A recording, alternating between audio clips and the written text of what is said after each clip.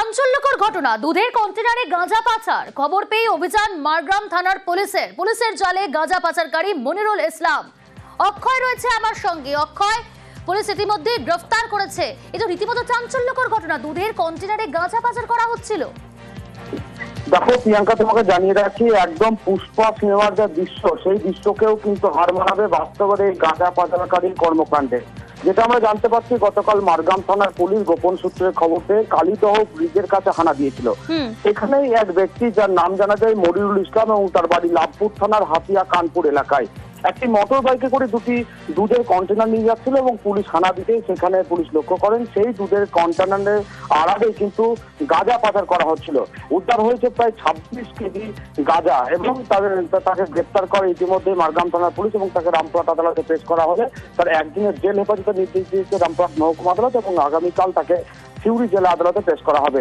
ইতিমধ্যে মারগ্রাম থানার পুলিশ এই ঘটনার তদন্ত শুরু করেছে যে এই গাঁজা পাচারকারীর সঙ্গে আর কে কে যুক্ত আছে এবং কোথায় থেকে এই গাঁজাগুলি নিয়ে আসা হচ্ছিল এবং কোথায় নিয়ে যাওয়া হচ্ছিল, এই সমস্ত বিষয়ের উপর তদন্ত শুরু করেছে মারগ্রাম থানার পুলিশ। বেশ,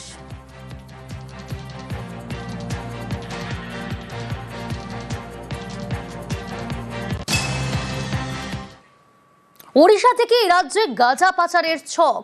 দুর্গাপুর স্টেশন থেকে বাস স্ট্যান্ড হয়ে বর্ধমান যাওয়ার ছক। দুর্গাপুর স্টেশনে নামতেই ছক ভেস্তে দিল একেবারে পুলিশ। কোকোভেন থানার পুলিশের হাতে পাকড়াও 5, বাজেয়াপ্ত প্রায় 2 লক্ষ টাকার 38 কেজি গাঁজা। গাঁজা পাচারের ধৃতরা নদিয়ার বাসিন্দা বলে জানা যাচ্ছে পুলিশ সূত্রে। ওড়িশা থেকে রাজ্যে গাঁজা পাচারের ছক।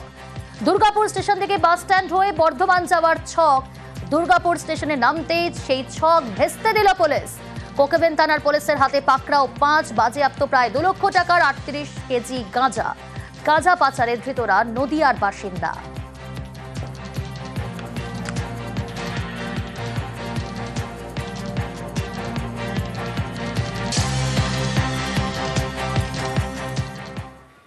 নজর রাখছি পরের খবরে।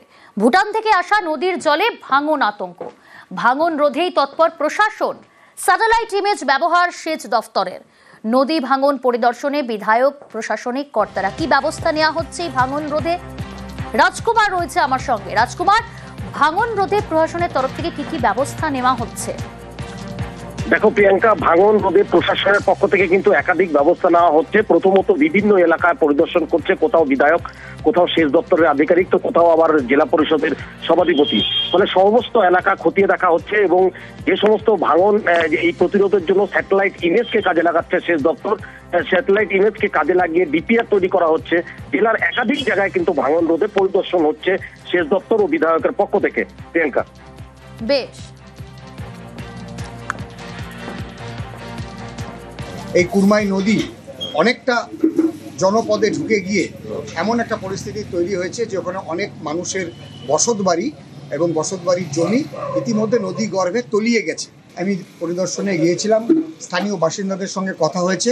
আমি গোটা পরিস্থিতি একদিকে যেমন আমি সদ্য শেষ হওয়া বিধানসভায় তুলে ধরেছি এবং গোটা বিষয়টি আমি লিখিতভাবে সেচ দপ্তরকে জানিয়েছি। এই বর্ষার মরশুমটা নদী ভাঙনের হাত থেকে বাঁচানোর জন্য ওখানে যদি কোনো ইমার্জেন্সি ওয়ার্ক করা যায় তাহলে খুব ভালো হয়, এই কথাটা আমি তুলে ধরেছি।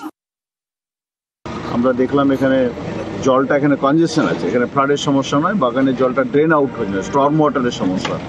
সেটার জন্য কি সলিউশন হতে পারে প্রাইমারি আমরা স্যাটেলাইট পিকচার থেকে দেখব, তারপরে প্রয়োজনীয় সার্ভে করে দ্রুত পদক্ষেপ নিয়ে ডিপিআর বানিয়ে দেবো, সেটা আমরা দ্রুত পদক্ষেপ নেব। ঘাটাল মাস্টার প্ল্যান বাস্তবায়নে আরও এক ধাপ। জমি কেনা নিয়ে দফায় দফায় প্রশাসনিক বৈঠক, আর সেখানেই ঠিক হয়েছে বাসিন্দাদের যাতে সমস্যা না হয় সেভাবেই জমি কিনবে সরকার।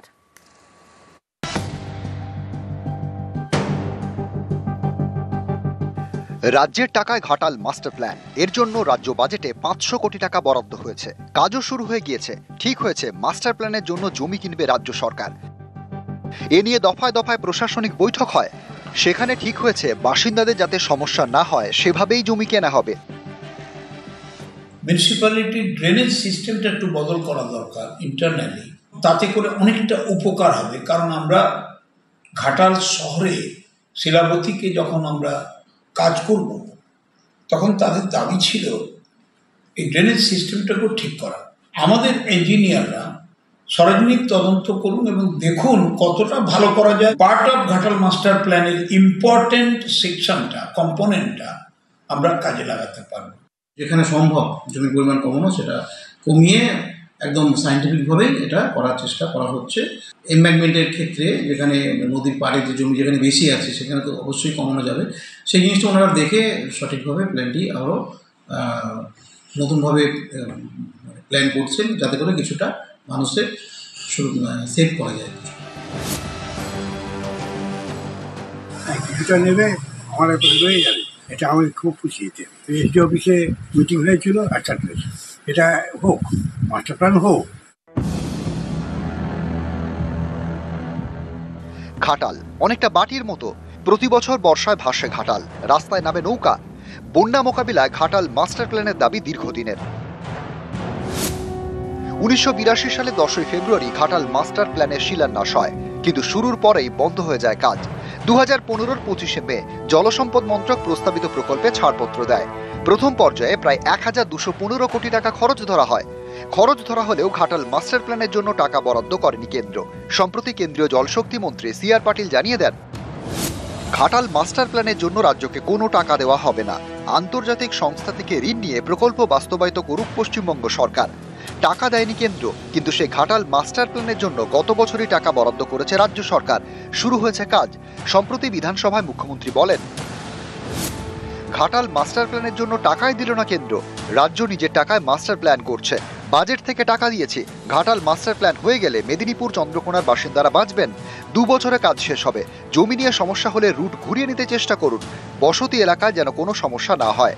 এরপর এই ঘাটালে বৈঠক, সেখানে ঠিক হয়েছে মাস্টার প্ল্যানের জন্য যতটা সম্ভব কম পরিমাণ জমি কেনা হবে।